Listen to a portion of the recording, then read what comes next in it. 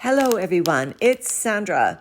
Are you curious about what would happen if you fed a worm bin some marshmallows or even a giant rotten onion? Well, 12 days ago, I fed this worm bin some of those yellow Easter Peeps.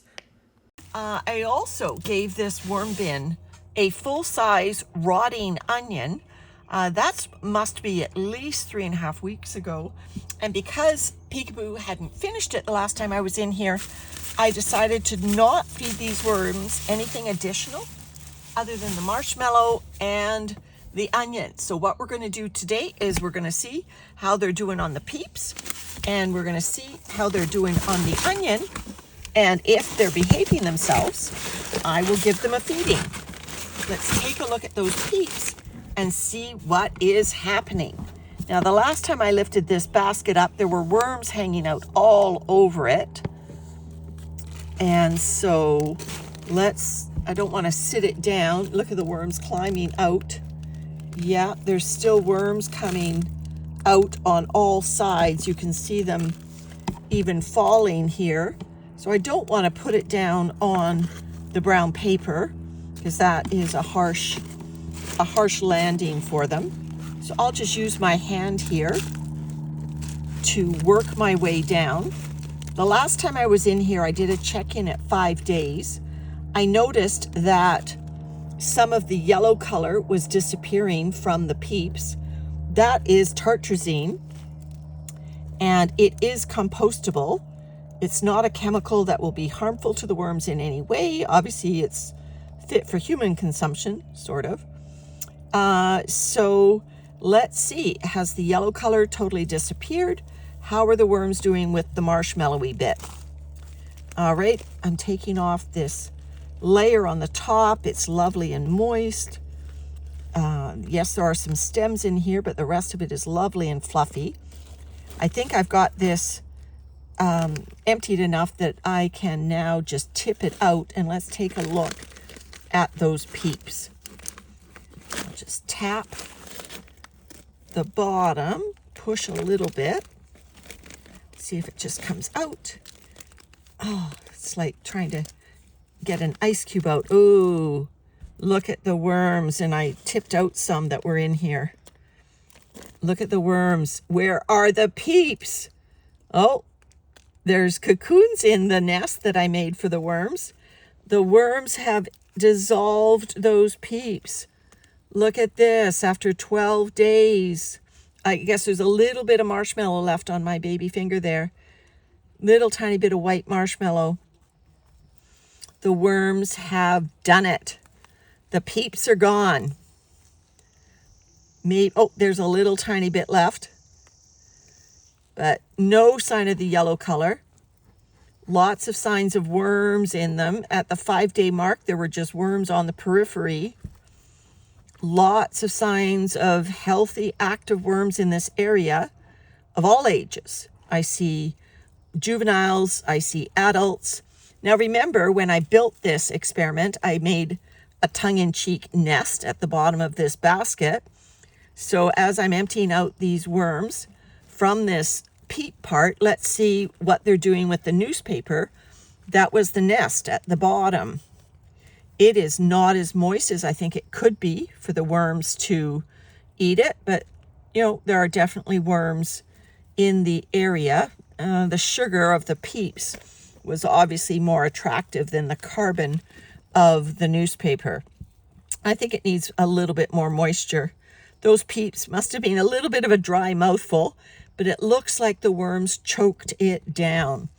All right, so that's a good, healthy check-in on the Peeps. Now let's go take a look at the onion. I'm just going to dig up this corner where the Peeps were, and I'm sorry I'm wiggling the worm bin a little bit. I am reaching right to the extent of the length of my arms. Just the place that we put this basket. All right, so let me just reassemble that basket because I'm not willing to pull out all the wisps and everything that were crawling in and around it.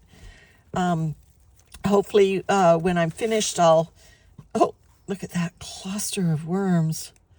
Must be marshmallows right there. Wow, and look at how tiny some of those worms are.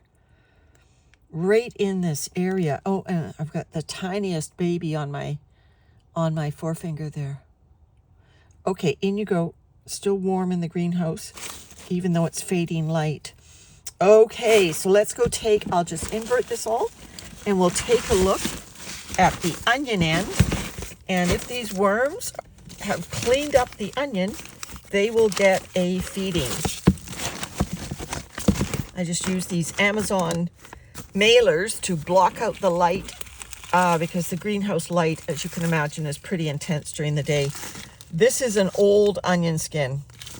Nothing going to interest the worms there until I can get that moist. It was right on the surface. And I think I did bury all the onions, so they have worked it to the surface. Well, the worms don't move this. It's just that the smaller particles of the bin shake down. That's why you get your castings on the bottom. So yeah, these onion skins, they will need to be buried. And the hydrangea head, things like this, they need the moisture to get the microbes and the worms really interested in them. So I'm building up a nice compilation here of material that can go to the bottom of whatever I do today, whether I choose to feed or whether I choose to hold. All right, I got a handful of something here. Let's see what it is. It's an onion. There's another worm ball happening at the other end of the bin now with the onion. So the center there is the actual onion, and there are worms in it. There are definitely worms all the way around this onion. The onion itself is still there. It's smelling a little bit more like an onion you wouldn't want to eat, although it still distinctly smells like onion. There's the worms in the area. Okay, that is the bulk of the onion. So that is just lovely vermicompost there. Let's go more into the middle. There were some more skins, I believe. So the onion, I believe, is getting smaller. So my opinion is they've eaten the Peeps. And yes, there are still worms in the Peeps zone. There are still worms in this onion zone. But I'm not going to deprive these worms of a feeding any longer and force them to eat that onion. It will go now. It is being, every time I've been in here, the worms have been encroaching more and more towards the center of the onion.